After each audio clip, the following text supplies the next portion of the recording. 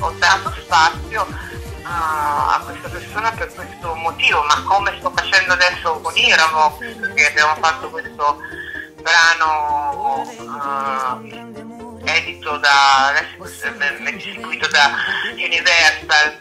Lo sai che non mi ricordo come si chiama il brano. Vabbè, capita con tanti brani, a volte sfugge. No, mi uccide. Ma anche perché è nuovo il brano.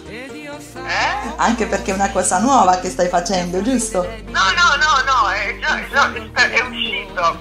Mi viene la musica, non c'è, ma non è. Può avere il coraggio di ascoltare. Possiamo addormentare i nostri sensi oppure liberarli senza limitazioni. Amami così, come se io fossi unica.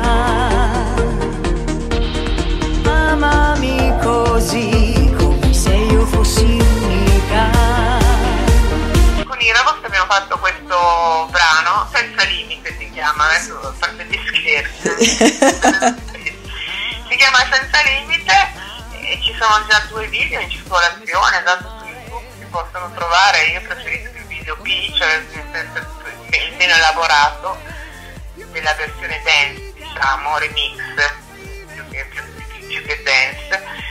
Anche lei è una persona estetica, una persona piena di energia, una persona che quando lavori con lei ti senti a 1000. Poi siamo stati distribuiti appunto da Universal, sta andando bene, le radio le trasmettono.